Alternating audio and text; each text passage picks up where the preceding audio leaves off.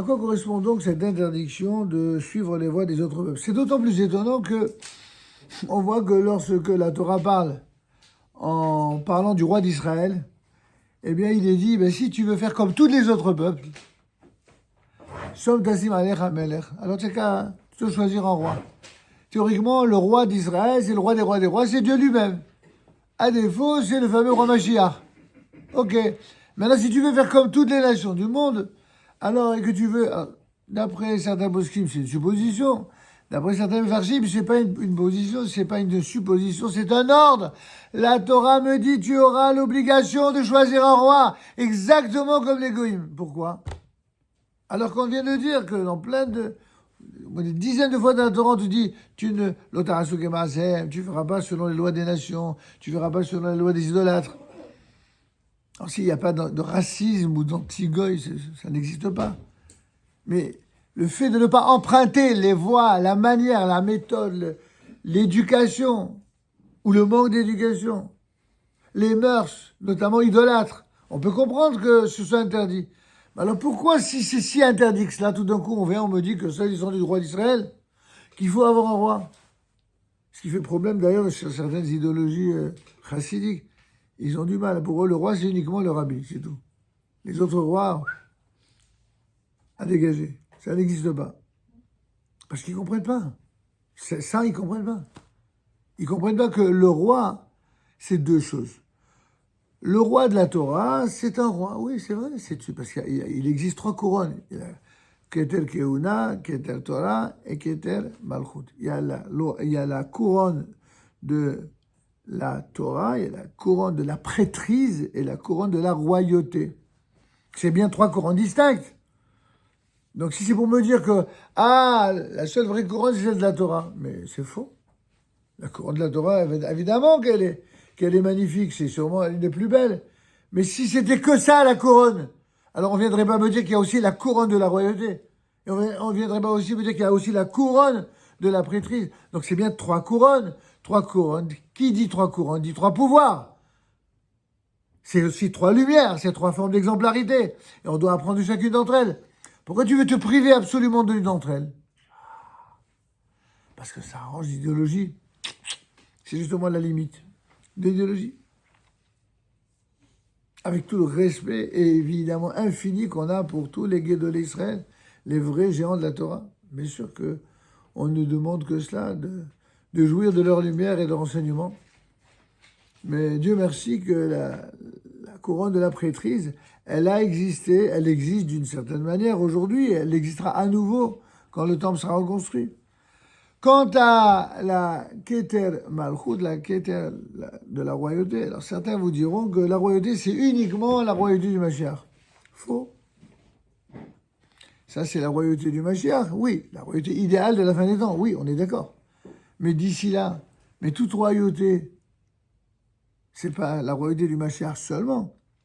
Il y a la Mashiach, c'est à la fin. Avant lui, il y a la royauté qui, effectivement, descendrait de la dynastie de David. Ce serait la royauté top. Et puis, il y a aussi la royauté telle que celle des Maccabim, qui est aussi une royauté, mais qui n'est pas descendant du roi David. Et qui n'est pas top.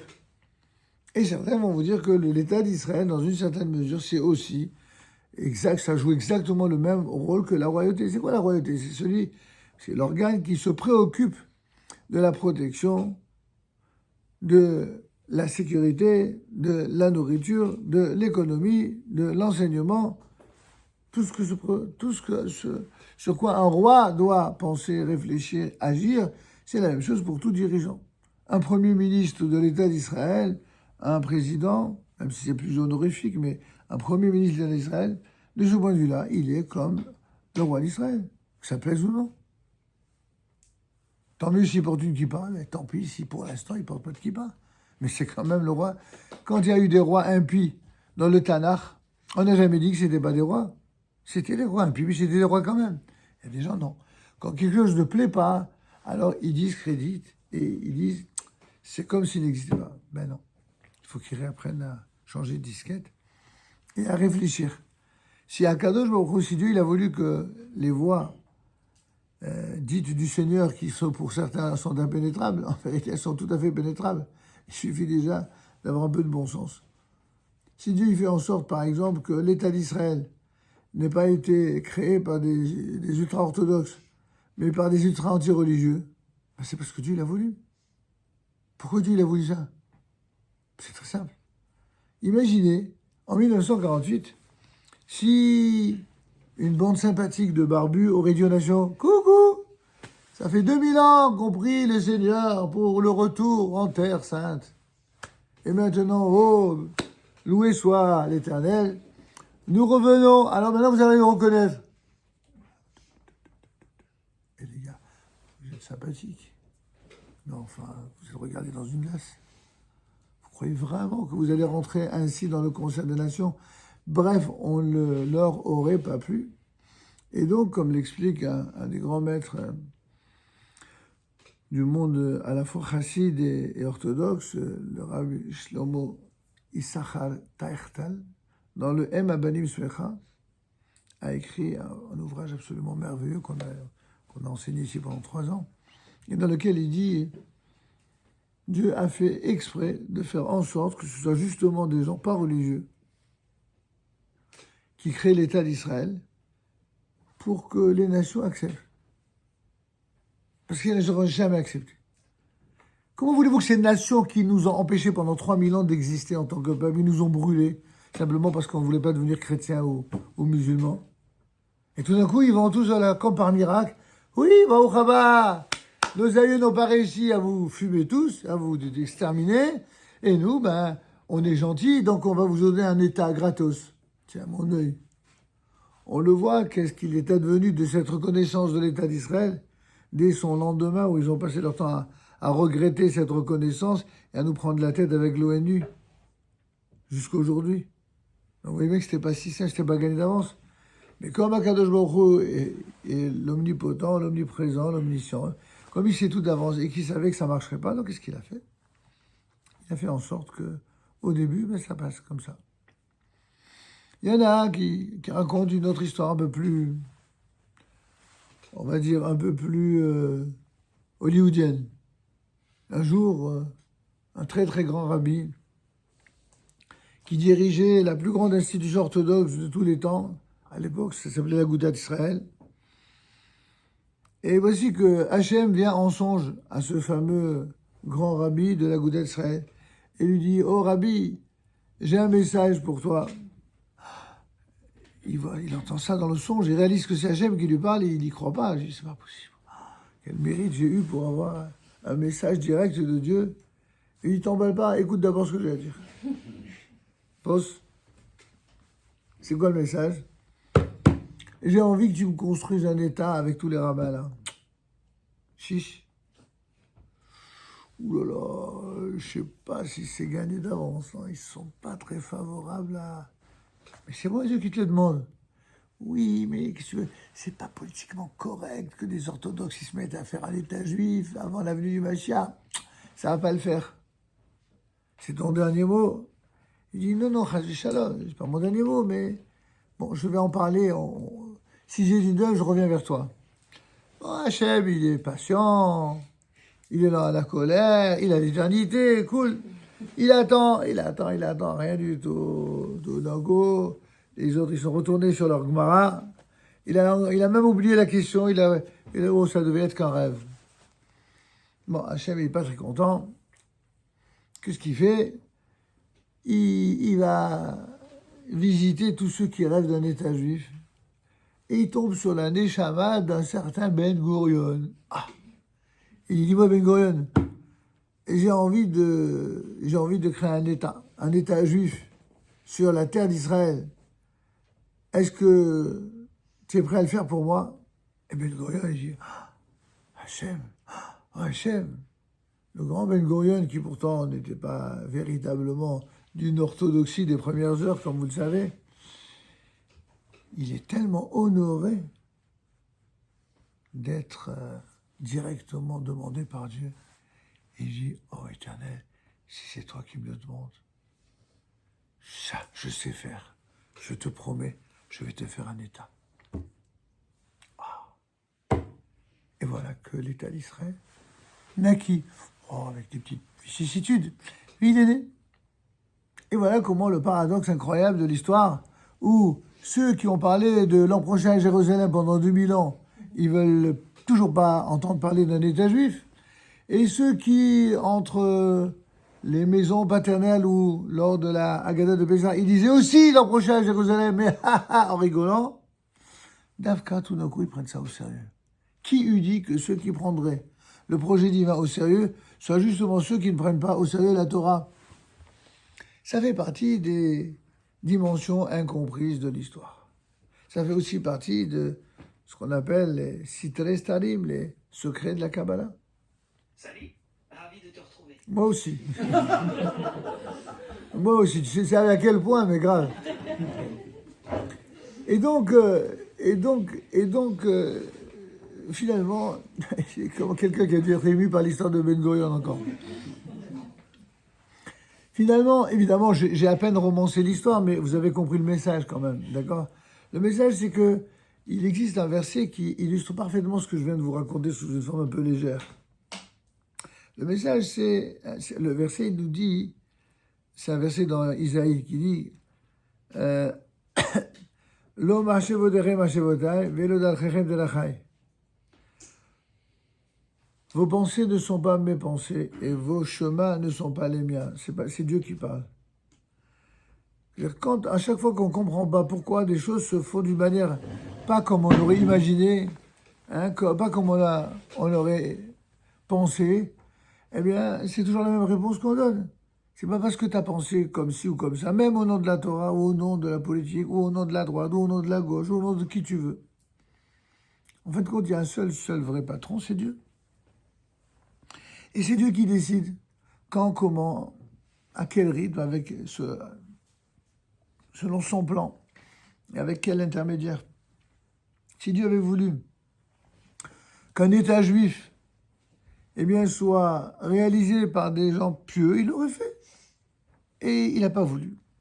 Certains disent, c'est une autre réponse à toute cette belle histoire, c'est que les personnes pieuses sont des gens de grande qualité, mais ils ont aussi le défaut de ceux qui ont cette grande qualité. C'est qu'ils sont tellement à fond dans ce qu'ils font qu'ils ne font pas la moindre concession à la moindre originalité de ceux qu'ils n'ont pas compris ou qui n'ont pas reçu. Quelqu'un de pieux, tu lui dis la Torah dit, il fait, il ne discute pas. C'est une grande qualité, ça. Mais si tout d'un coup la Torah te dit, bon, ok, improvise. Improvise. Où c'est marqué dans la Torah? Mince, c'est pas marqué. Ah. C'est pas marqué. Et le Roche qui dit que dans le Shulchan Aruch, il y a 4 parties. Mais un grand rave, c'est celui qui connaît la 5e. C'est qu'il n'est pas écrit. En vérité, ça ne veut pas dire qu'il va inventer.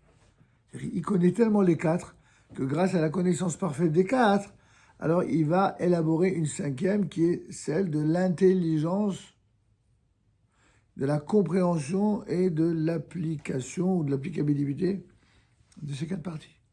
Il ne s'agit pas d'une nouvelle Torah, il ne s'agit pas d'une Torah intellectuelle, idéologique, libérale, non, pas du tout. Il s'agit d'une Torah la plus rigoureusement fidèle à la tradition, mais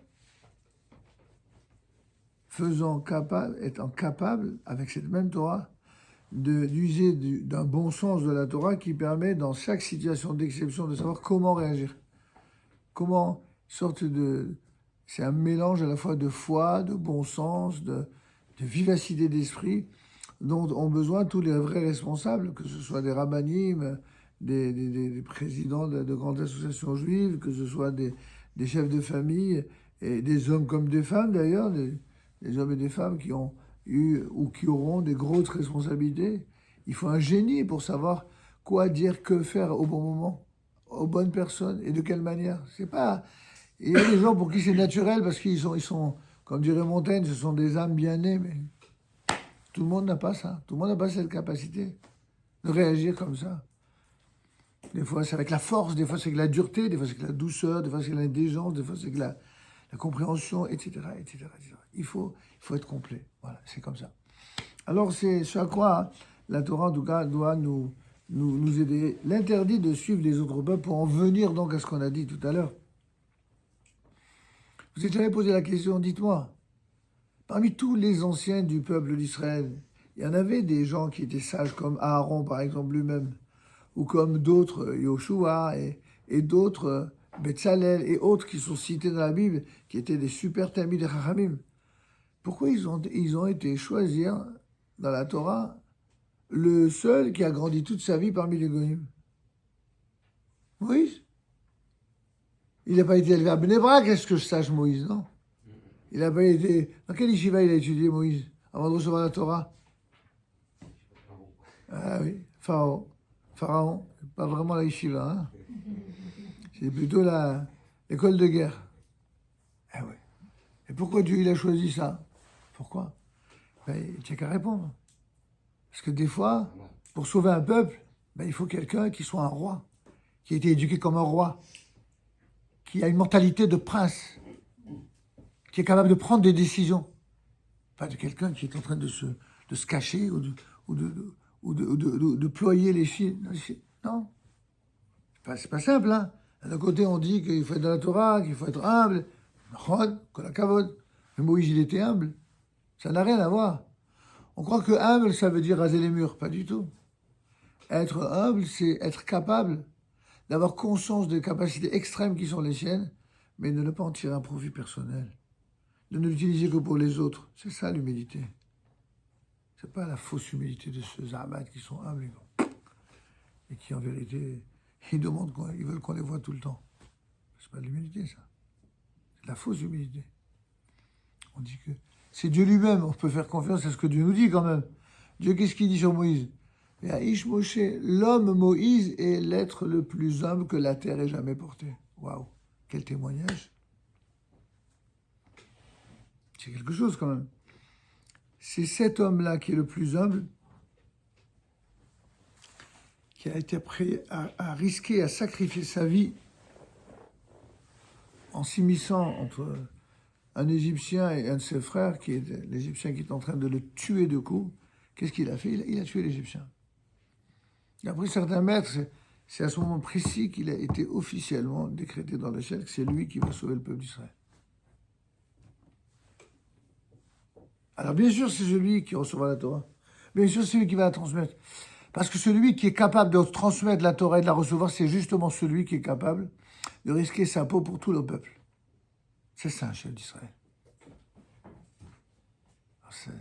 C'est vrai que ça fait très désordre, hein, quand on a aujourd'hui certains chefs d'Israël qui vous disent non, il y a ceux qui étudient la Torah et puis ceux qui se battent. C'est pas vraiment dans le message qu'on vient de voir. Et Dieu sait, si on a le plus grand respect pour ceux qui étudient la Torah, il en faut qui étudient la Torah à plein temps et de très grand niveau, Baruch Hashem qu'il y en a. Mais ça, encore une fois, c'est une catégorie. Si tout le peuple d'Israël étudiait la Torah et ne faisait pas l'armée du tout, bah, qui c'est qui va nous protéger contre ces assassins-là? Vous croyez qu'en s'attaquant à nous, qu'est-ce qu'on va leur lancer des films de Gemara?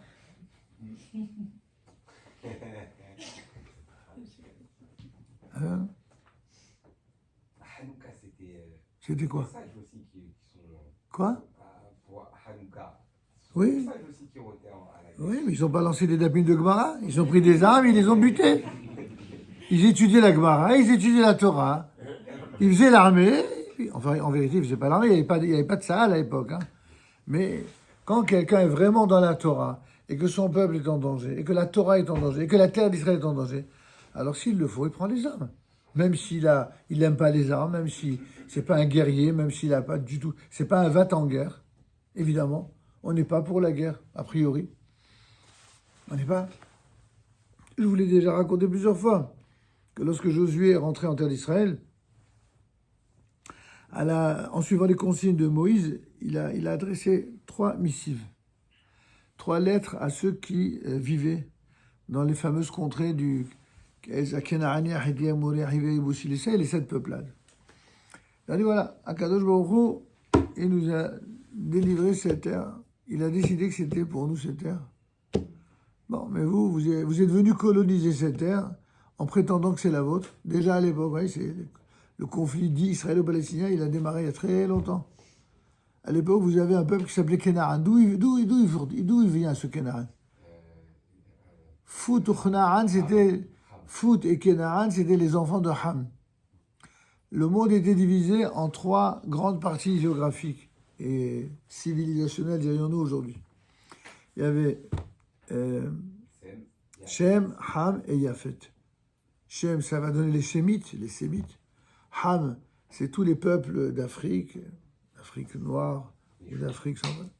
Et Yafet, c'est tout ce qui correspond grosso modo au monde à la fois de l'esthétique, au monde grec, mais aussi au monde chrétien. Donc ça fait 3 univers. Chacun avait une partie de la terre. Ham, lui, il était dans une partie qui était de l'autre côté du Moyen-Orient, de l'autre côté du Jourdain. Qu'est-ce qu'il a fait? Canaan a dit non, moi j'ai envie de ça. C'est comme un enfant. Vous lui donnez tout, il veut juste que vous lui donnez pas. Ham a dit non, moi je veux celle-là. Puisque j'ai entendu dire que là-bas il y a le Gan Eden, on parlait de la terre d'Israël, c'est elle que je veux. Donc Canaan s'est installé, il a imposé sa loi, c'est pour ça qu'on l'appelle Canaan. Canaan, ça vient de l'Echnia, celui qui veut soumettre, qui veut assujettir. Les insoumis, quoi. Les insoumis de l'époque du Moyen-Orient s'appelaient les Kénaanim. Les Kénaanim, ce sont les insoumis que Dieu a décidé de payer. C'est-à-dire tous les insoumis de la terre sont toujours des gens qui termineront très très mal. Et pour ceux qui entendraient, c'est pas une menace, c'est une promesse. Elle vient de Dieu, direct. C'est pas besoin de menacer. Nous on menace personne. Bah, au Hachem, Dieu va s'occuper de vous, comme il faut, et jusqu'au dernier. Les insoumis, Dieu va les soumettre. C'est pour ça que ça s'appelle Canaan. Alors comme ça, vous voulez soumettre les hommes, eh ben, c'est justement cette terre-là que j'avais prévue aux Shémites. Ben, désormais, ce sera cette terre que je vais choisir pour mes enfants. Donc, consigne de départ. Vous allez quand même leur dire, parce qu'il faut être fair-play, si vous voulez vivre avec nous, il n'y a aucun problème. Vous pouvez vivre en véritable frère. Il faut juste que vous vous soumettiez, puisque vous êtes des insoumis. Donc la première condition, c'est que vous vous soumettiez à la ribonout, c'est-à-dire la souveraineté du peuple juif sur la terre d'Israël. Si vous vous soumettez à cela. Deuxième condition, que vous renoncez à toutes les formes d'idolâtrie, de terrorisme, etc., et de meurtre, alors vous pouvez vivre avec nous, pas de problème. Quelqu'un qui soit musulman, chrétien, mamelou, qu'est-ce que je sais moi, et il veut être citoyen israélien, il respecte les lois d'Israël, il n'y a aucun problème, aucun racisme, ni d'État, ni de la Torah. Il faut juste qu'il soit quelqu'un de bien, qui se comporte vis-à-vis d'Israël exactement comme les Juifs sont comportés dans les pays dans lesquels ils ont vécu jusqu'à maintenant. Ils respectent la loi. Je ne parle pas de l'exception qui confirme la règle, mais généralement, les Juifs, ils respectent la loi. Eh bien, soyez, comme d'ailleurs certains citoyens israéliens. Vous avez des Bourdruzes en Israël, vous avez des musulmans en Israël qui se comportent très bien. Il y en a même qui font l'armée. Ils sont heureux, ils sont reconnaissants. Ça, évidemment, ça n'intéresse pas les journaux télévisés d'abrutis qu'il y a dans certaines télévisions d'aujourd'hui. Ça ne les intéresse pas, ils ne veulent pas. La vérité ne les intéresse pas. Ce qui les intéresse, c'est que le mensonge. En tout cas, cela étant dit, une fois que la première lettre a été adressée, si vous voulez vivre avec nous, Baruch haba, il n'y en a pas un seul qui a dit qu'il était prêt à vivre pacifiquement en acceptant la souveraineté juive d'Israël et en renonçant à l'idolâtrie. Donc il est passé à la deuxième proposition. Ok, apparemment vous n'avez pas envie de vivre avec nous. C'est votre droit. Vous voulez partir, aller ailleurs. Nous, on s'engage à faire ce qu'aucun peuple à notre place ferait. Nous savons que nous allons gagner. Mais contrairement aux autres peuples qui, dans un tel cas, ils volaient, ils violaient, ils pillaient hommes, femmes, enfants, nous, on ne vous touchera pas ni à vous, ni à vos femmes, ni à vos enfants. Vous pouvez partir, on vous laisse partir là où vous voulez. Ça, c'était la deuxième proposition. En d'autres termes, si vous ne voulez pas nous faire confiance et que vous voulez vivre en autodétermination, comme on dirait en termes d'aujourd'hui, ailleurs, on vous fera rien du tout. On ne vous touchera pas. Il y a un peuple sur les 7 qui a répondu Girgashi. Girgashi, dit le Midrash, Dieu les a honorés et les a récompensés pour leur façon noble de réagir en disant ben, si Dieu est avec vous et que ce même Dieu qui a libéré le peuple d'Israël de l'esclavage d'Égypte vous a promis cela, nous on n'est pas en mesure de se mesurer à votre Dieu, alors que Dieu vous protège, nous on se casse. Dieu leur a fait cadeau d'une terre qui s'appelle Afriki. Alors certains disent qu'à l'époque, effectivement, l'Afrique n'était pas du tout désertique comme elle l'est devenue après, mais c'était la terre la plus verte, c'était une vraie bracha. D'autres disent, j'ai appris ça plus récemment, de Tamir Hamid du Maroc, que en fait, ce serait l'Afrique du Nord, et que ce serait la raison pour laquelle, de tous les pays arabes, les seuls arabes qui, en tout cas au niveau des monarques, sont restés proches du peuple juif, c'est les Marocains. Parce qu'ils seraient des descendants de ces fameux Girgashi. Ça, franchement, j'ai pas de preuve absolue, mais on va dire que ça sonne bien, ça semble séduisant. Et troisième proposition, celui qui veut ni cohabiter avec nous en paix, ni qui veut partir, alors il ne reste qu'une seule solution. Préparez-vous à la guerre. Vous l'aurez, vous la voulez, vous l'aurez. Et c'est donc comme ça que vous regarderez à la fin de Bereshit Shemot Vayikra Bamidbar Devarim, c'est quoi le livre d'après? Yoshua. Dans le livre de Josué, vous avez toutes les guerres de conquête d'Israël. Comment elles se sont réalisées, dans quel esprit, de quelle manière, comment organiser. C'est formidable. C'est la meilleure école militaire qui soit, c'est le livre de Yoshua. Et donc, c'est pour ça qu'ils ont fait la guerre. Et c'est aussi comme ça qu'ils sont finalement entrés en terre d'Israël. C'est-à-dire qu'ils sont revenus à la terre que Dieu leur avait déjà donnée, mais qui avait été entre-temps colonisée par les fameuses peuplades, dont les Kénanim. Et donc certains étaient friands de cette histoire. Ils ont fait un remake de cette histoire-là, 2000 ans après, lorsque les Juifs sont revenus en terre d'Israël en 1948. Et ils ont fait la même chose.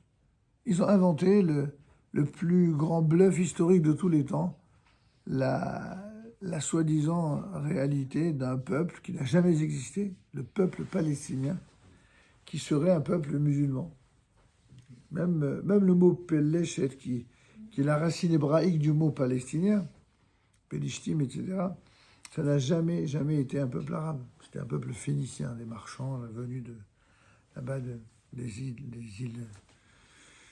Ça n'a rien à voir. Et de toute façon, on le sait que ce sont les Romains qui ont donné cette appellation justement pour embrouiller, pour écrire l'histoire, comme toujours à chaque fois qu'on veut empêcher les Juifs de réaliser ce pourquoi ils ont été menés dans l'histoire. Alors on invente des nouveautés pour les empêcher. Il y a un livre que je vous recommande qui s'appelle Le Bluff palestinien, écrit par Jacques Kupfer, le fameux père de Maître Nid Kupfer. Il n'est pas très grand, pas très long, mais alors c'est un condensé de bon sens, d'intelligence et de preuves incontestables de ce qu'en fait, avant la renaissance de l'État juif en terre d'Israël, il y avait bien une région qui s'appelait Palestine, mais ça n'a jamais été un État. Dans cet endroit du monde, il n'y a jamais eu qu'un seul État, c'est l'État d'Israël, le royaume d'Israël, l'État juif, les terres de Judée-Samarie. Ça a toujours été juif. Du jour où ils ont inventé ce terme de Palestinien, c'est uniquement pour gommer ce qui correspondait à cette identité nationale qui était juive. Il y avait même un drapeau dans les années 30, un drapeau palestinien qui est un drapeau rouge frappé d'une étoile jaune. Pas étoile jaune dans le sens de la Shoah, une étoile en or. Et c'était le drapeau palestinien. Une étoile de David. Oui, l'étoile de David, oui, bien sûr. C'était l'étoile de David. Et la monnaie, c'était une monnaie israélienne. Et la banque, c'était la Banque de Palestine. Il y avait des Magen David partout. Et l'association France-Palestine, c'était que des feuilles. Et comment, l'espace de si peu de temps, le bluff a pris? Ben, c'est très simple. Il suffit que... Vous savez, comment la mafia, elle décide que la loi de la mafia s'impose à tout le monde? ben, ils se réunissent dans une salle, hein, de préférence une salle sombre, avec beaucoup d'alcool et de fumée, et d'argent, et de chaouche qui viennent tirer les pompes, et ils décident, voilà, ça c'est pour toi, ça c'est pour toi. Ah, oh, d'accord. Et ils se partagent le morceau, le gâteau, les pâtes. Et puis attention à celui qui n'écoute pas les ordres de la famille. Hein. Il aura affaire à toute la famille. Mais vous remplacez la Sicile ou Palerme par l'ONU, ça donne la même chose. C'est exactement la même chose. La mafia, elle s'appelle ONU, Organisation des Nations Unies contre Israël. Des bandits, des escrocs, un plus escrocs l'un que l'autre, qui ne sont unis tels des artisans mafiosi que contre Israël. Il peut y avoir les plus grandes pourritures sur la terre, ils vont faire 1000 condamnations sur Israël, mais par contre, la Syrie, pas une condamnation. Les États, les Émirats arabes unis, pas une condamnation. C'est vrai que c'est des modèles de démocratie. Hein. Alors, les Hamas et les Palestiniens, c'est tous des saints, évidemment, c'est que des civils innocents, tout le monde sait ça. Vous voyez ? Donc c'est ça la mafia. La mafia, c'est lorsqu'on arrive à donner une légitimité à l'illégitimité. Sauf que nous, et c'est pour ça qu'on veut nous effacer de la terre, c'est qu'on ne marche pas. On ne mange pas de ce pain-là. L'illégitimité, c'est pas pour nous. L'illégitimité, on la combat. D'où qu'elle vienne. Et si elle vient même de toutes les nations, mais c'est pas grave. Nous, on a un avantage, un seul avantage par rapport aux nations. On a l'habitude de toutes les pourritures qu'ils nous ont fait pendant 3000 ans. Donc on a le dos, on a les épaules. C'est tout. Je dis pas ça avec amertume, je dis ça, j'essaye de dire ça avec un peu de légèreté pour on va dire, oui, pour dédramatiser. Mais c'est pas grave, c'est merci mon Dieu. Merci mon Dieu d'être dans la vérité, et même si on est dans la minorité, au contraire. Bah, on ne peut pas être majoritairement avoir raison. Je sais que c'est la grande farce de la démocratie, de faire croire que ceux qui ont raison, c'est les plus nombreux. C'est faux. C'est toujours les plus nombreux qui ont tort lorsque les plus nombreux sont des gens qui ne réfléchissent pas. Maintenant, si ceux qui réfléchissent sont des mafiosi, c'est pas parce qu'ils ne sont pas nombreux qu'ils auront davantage raison. Alors c'est quoi le critère ? Il faut être et parmi ceux qui sont les moins nombreux, mais surtout ceux qui sont parmi les plus intègres. Les deux qualités. Eh bien, vous savez quoi ? Ça tombe bien. Les Juifs, ils ont été choisis pour ça. Le peuple d'Israël a été choisi pour être ce peuple. Il n'a été choisi que pour ça. C'est pas parce qu'il se prend pour plus ou meilleur que les autres. C'est parce que son rôle, son obligation, c'est de constituer cette minorité qui sera nourri par une lumière de bonté, d'intégrité, de justice, de droiture, non seulement pour Israël, mais pour l'humanité entière. Et ça, avant que les nations comprennent, ça fait déjà 3000 ans que ça dure. Il en faut du temps et des cours du soir. Hein. Mais bon, vous, comme vous êtes intelligent, vous allez comprendre plus vite. Hein. En tout cas, du coup, on en revient à la boucle. Pourquoi Dieu nous dit à propos du roi d'Israël, vous ferez comme toutes les autres nations, alors qu'Algo dit, vous ne ferez pas comme les autres nations? Réponse. Quand les nations se comportent de manière idolâtre, alors que Dieu préserve, ne faites pas comme les autres. Ne soyez pas comme des goïms qui sont idolâtres. Dans ce cas-là, effectivement, l'Otahas ou Kemazem, ne faites pas comme eux, ni comme les idolâtres de l'Égypte duquel vous êtes sortis, ni comme les idolâtres du pays dans lequel vous vous rendez en Eretz Canaan. Par contre, Alvaï, à Dieu ne plaise que vous soyez capables d'être comme ces goïms qui sont capables d'avoir un roi. Eh oui, il y a des goïms bien. C'est quoi les goïms bien? Ce sont ceux qui acceptent qu'il y ait un roi, un monarque, et se plient à l'autorité d'un monarque. Ça, c'est plus dur pour les feux. Accepter un roi. Et c'est pour ça que c'est l'exception. C'est pour ça que c'est l'exception. Alvaï que vous fassiez comme les goïms, que au moins vous appreniez ça des goïms. Être capable d'accepter un président, un premier ministre, ou une autorité, ou un chef d'état-major, peu importe. C'est-à-dire accepter la légitimité d'une hiérarchie. On en revient d'ailleurs dans la nouvelle génération. Vous savez bien que les soi-disant mondialistes et intermondialistes et wekistes en tout genre, ils ont la haine de tout ce qui est autorité, de tout ce qui est leadership, de tout ce qui est légitimité du pouvoir. Non. Toujours tout celui qui a un pouvoir, il est taxé par principe de manière quasi maladive. Il est toujours jugé défavorablement. Si c'est quelqu'un qui a un titre ronflant, allez, c'est sûrement une ordure. S'il a beaucoup d'argent, c'est sûrement un macro ou alors un voleur. S'il a, c'est sur le dos des travailleurs. S'il a, c'est quoi ça? Fonder une idéologie rien que sur la jalousie, sur la haine, et puis après, vous vous étonnez que ça n'attire que les racailles? La Torah dit tout le contraire, mes amis. La Torah, elle encourage les gens qui travaillent. La Torah, elle encourage les gens qui sont sérieux, qui sont travailleurs, qui ont le goût de l'effort, qui se lèvent tôt et qui méritent les choses et qui consacrent une partie essentielle de leur vie à faire tout le temps des efforts pour devenir quelqu'un de bien, pour réaliser de grandes choses et pour apporter de grandes choses, pas pour jalouser les autres, pas pour jalouser les réussites ou les victoires des autres et en ressentir de la jalousie et de la haine qui leur éclate à la figure. Au contraire, il faut être respectueux de ceux dont le résultat, c'est le résultat de gens valeureux, dont les réalisations, les prouesses. Netanyahou, vous savez, à part Trump, c'était certainement l'homme le plus haï de la planète. Peut-être Poutine, à égalité. Non, mais c'était le plus haï. De quoi ils ne l'ont pas traité, ce Netanyahou?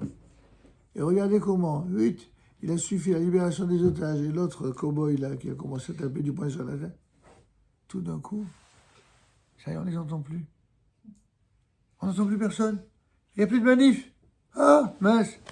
Ils vont être au chômage, les pauvres. On va pleurer. On va pleurer. L'ONU, vous vous rendez compte? Ils vont... Ah là là là là, Rima Hassan, elle ne va plus aller en flottille. La pauvre. On va pleurer, on va lui offrir des mouchards. Vous entendez, depuis 2 jours? Bon, vous inquiétez pas, ils trouveront autre chose. On a l'habitude. Hein. Ils ne sont pas coordonnés pour l'antisémitisme. Comment? Ah, le Congo, oui. Un entracte. Bon. Alors nous, on préfère prendre ça un petit peu à la rigolade. On n'a pas envie de rire. On n'a pas envie de rire parce qu'en attendant, les enfants, nos enfants et nos élèves, ils sont toujours là-bas, sur place. Ils sont toujours pas... Ils n'ont pas réintégré leur famille. Ils sont toujours là-bas à Gaza. Parce qu'ils savent que s'ils ne prennent pas eux-mêmes des risques sur leur propre vie pour empêcher le massacre, là, il y aura des vrais civils innocents. Vous savez, il n'y a plus personne qui parle ni Rima Hassan, ni Imri Caron, ni toute la Zéra. Hein? Il n'y a personne qui parle de civils innocents. Vous savez le nombre de Palestiniens qui se font tuer à la seconde en ce moment par le Hamas. Vous savez pourquoi ils font ça? Parce que maintenant, officiellement, il y a le cessez-le-feu avec Israël. Maintenant qu'ils ne combattent plus l'ennemi sioniste, ils peuvent buter leurs frères. S'ils en sont tués. C'est ça la réalité du terrain. Et tous les hypocrites donneurs de leçons à Israël, où est-ce qu'on les voit? On ne les entend pas. Bon, pardonnez-moi cette petite fioriture en clair avec l'actualité. Enfin, vous êtes un peu habitués déjà. Hein. C'est pas une nouveauté dans le genre, mais c'est parce que la Torah, elle est vivante. La Torah, c'est pas uniquement des bondieuseries, des prières. La Torah, c'est ça, oui. C'est les mitzvot. Parmi les mitzvot, il y a la mitzvah de nettoyer le mal. Nettoyer, je dis bien nettoyer. Le mal, ça se nettoie. C'est de la saloperie, le mal. C'est ça notre rôle. Quand on accomplit Torah et mitzvot, c'est pour être propre, pour soi-même, mais aussi pour l'humanité. Et même si des fois, ça nous oblige à assumer des choses qu'on aimerait éviter, C'est comme l'histoire des trois lettres. On aimerait pouvoir cohabiter dans la paix, dans la tranquillité. Oui, bien sûr. Pourquoi pas? Si c'est possible, qu'à cela ne tienne. Mais si quelqu'un te dit droit dans les yeux, non, non, non, viens, on va signer ce que tu veux, mais on va t'enterrer de l'intérieur. Il y a des idiots qui ont cru un instant vouloir donner une chance à ce type de fantasme. Maintenant qu'ils ont compris les résultats catastrophiques, alors ils se sont réveillés, bon, Hachem. Et là, je peux vous dire que tous ceux qui pouvaient revenir en vie sont revenus en vie. Les corps, malheureusement, ils font exprès de ne pas les rendre, parce que c'est leur seule monnaie d'échange qui leur reste. Vous savez combien ils ont touché pour ça, on ne vous en parle pas. C'est indécent, hein. Ils ont touché les Hamas, de la part du Qatar et des Américains, plus de 50 milliards d'euros. 50 milliards d'euros pour libérer ces gens qu'ils ont massacrés, ces ordures-là. 50 milliards d'euros. C'est-à-dire, il n'y a que de l'immoralité du début à la fin. En plus des otages, pas des otages, des véritables assassins qui ont été libérés par Israël pour dire que voilà, on est prêt à un maximum d'efforts pour qu'ils acceptaient. Il fallait vraiment que les mecs, il fallait non seulement que de toute façon ils se sentent foutus, c'était le cas militairement, qu'ils avaient tout à gagner, rien à perdre, puisqu'ils ont gagné énormément d'argent, et en plus de ça, ils vont reconstituer une armée. Grâce à tous les... Bon, enfin, j'ai quand même une bonne nouvelle là, pour ceux qui nous écoutent. C'est que leur ADN, elle est connue par les services de secret israéliens. Et le moment venu, ils s'en occuperont. Exactement comme ils sont occupés. Bip, bip. Ils sont devenus spécialistes en Israël. C'est puisqu'ils veulent faire les malins, ils auront malin ennemi. Voilà où on en est arrivé. C'est-à-dire qu'à force d'avoir affaire à des pourris qui sont tellement vicieux, avec des arrière-pensées, on ne peut plus faire confiance à des gens qui n'ont ni foi ni loi. Il faut être droit et intègre avec des gens qui sont droits et intègres. Et même des gens qui sont un peu visqueux, c'est pas grave, on fait semblant. Mais des gens qui sont des ordures finies, qui ne pensent qu'à faire le mal, il n'y a aucun état d'âme et aucune sentimentalité à avoir à leur égard. Parce que celui qui l'aurait, il agirait de manière à la fois suicidaire pour lui, mais assassine pour ses frères. Ah. C'est comme quelqu'un qui, je t'avais donné l'exemple, quelqu'un qui se trouve en pleine guerre, puis tout d'un coup il se met à avoir un problème de conscience. Il ne veut pas tuer l'ennemi parce qu'il dit, tu te rends compte le pauvre? Mais s'il se trouve, il y a une femme qui l'attend et il y a un enfant. Le gars il pense ça, bon, parce que lui il est marié, il a un enfant. Apparemment c'est noble. Et juste au moment où il pense ça, bon, il se prend une balle dans la tête. Par noblesse d'âme, pour avoir pensé à celui qui risquerait, à cause de lui, de laisser une veuve et un orphelin, mais c'est lui qui va laisser une veuve et un orphelin. Vous voyez le caractère horrible de la situation. J'ai rien inventé, tout ce que je vous dis, c'est des situations qui ont malheureusement existé, qui existent tous les jours. Les lois de la guerre, c'est pas les lois civiles. Les gens, plus ils sont pourris, plus ils font croire que la guerre et la loi civile, c'est la même chose. Non. Dans le monde civil, un homme, il n'a pas le droit de porter atteinte à la vie d'autrui, c'est évident. C'est évident selon toutes les lois. Évidemment, la loi de la Torah, mais même les lois pénales du monde entier. On ne touche pas à la vie d'autrui. Mais quand on est dans un système de guerre, c'est au lui, au moi. C'est plus un soldat ou un père de famille, c'est toute une nation, c'est une guerre, c'est malheureusement, c'est la triste réalité de la guerre. Mais cette réalité de la guerre, il faut voir d'où elle est partie, qui l'a voulu, qui l'a subi, qui l'est. Je me rappelle cette phrase qui était devenue célèbre à l'époque de Golda Meir. Vous avez sûrement entendu parler de cette femme exceptionnelle qui s'appelait Golda Meir, qui avait dit « J'en voudrais beaucoup plus aux Palestiniens C'est forcé à... On peut accepter que vous ayez tué nos enfants, pas qu'on tue les vôtres. mais on n'acceptera jamais. Non, c'est pas comme ça qu'elle a dit. tuer les vôtres. Non, c'est pas ça. C'est pas comme ça qu'elle a dit. Elle a dit, vous haïssez tellement plus nos enfants que vous aimez vos enfants. Le jour où vous aimerez vos enfants plus que vous haïssez nos enfants, alors on pourra effectivement parler avec le même cœur, avec une même volonté. Et au lieu de cela, vous nous obligez, effectivement c'est la suite, vous nous obligez à tuer des enfants qu'on ne voudrait pas tuer. Mais vous ne nous laissez pas le choix. De ça, on vous en veut. Bon, c'est une hauteur de vue qui échappe à tous les débiles qui font de l'actualité dans certaines revues de presse. Ils ne comprennent que dalle, ils ne comprennent rien. Ils sont capables que de renvoyer dos à dos tout le monde et de ridiculiser la vérité et de soutenir le mensonge. Ils sont devenus spécialistes de tout ça. Donc, en tout cas, l'interdiction, vous l'avez compris, donc de suivre les voies des autres peuples, il s'agit bel et bien de cette interdiction qu'Akadosh Baruch Hu a donnée à Israël. À nous, il nous a demandé de marcher selon les voies de la Torah. Et quand il nous interdit d'aller selon la voie des autres peuples, il s'agit des mauvaises coutumes qui sont liées à l'idolâtrie, comme on l'a dit tout à l'heure, ainsi qu'aux mœurs, à la débauche, au crime. Ainsi qu'il est dit, vous n'agirez pas selon les actes de la terre d'Égypte où vous avez habité, ce que je vous ai cité tout à l'heure, mais aussi, vous n'agirez pas selon les actes de la terre de Canaan où je vous conduis. Donc, on a deux références d'idolâtrie à fuir, à repousser. Celle de là où on vient, l'Égypte, et celle là où l'on va, c'est-à-dire Canaan.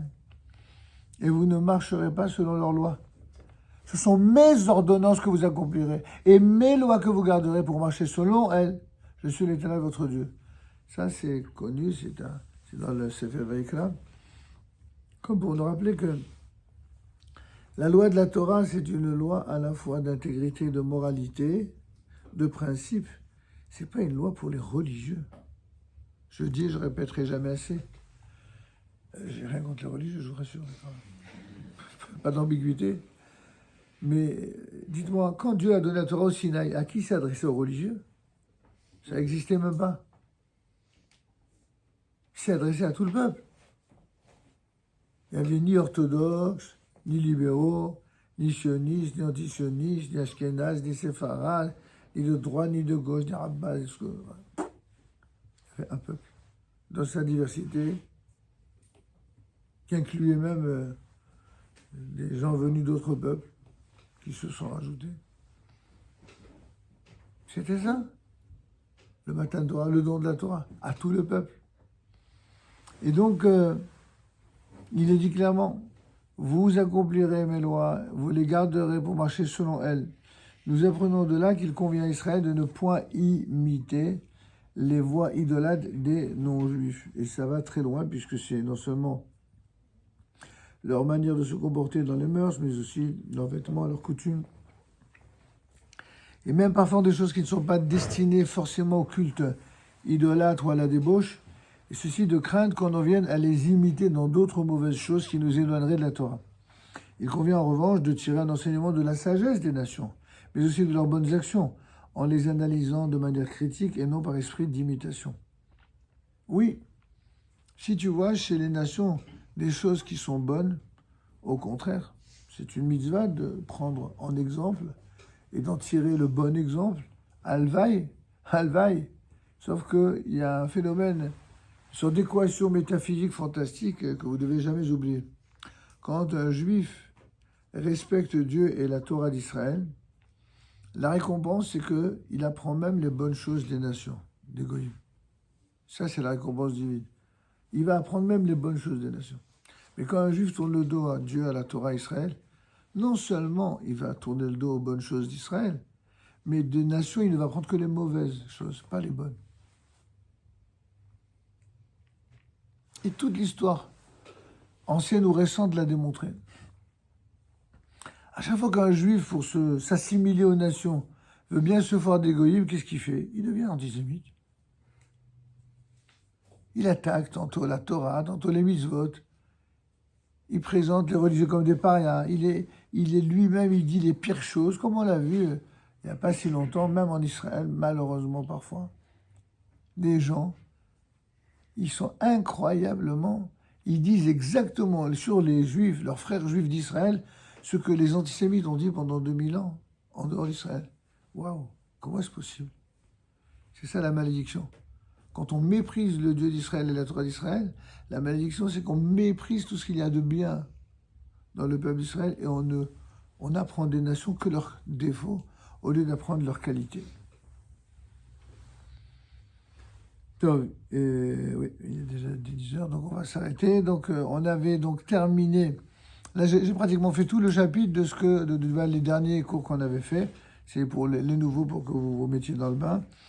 On avait terminé sur le Sha'atnez, c'est-à-dire la mitzvah qui consiste à ne pas porter des vêtements comprenant à la fois de la laine et du lin.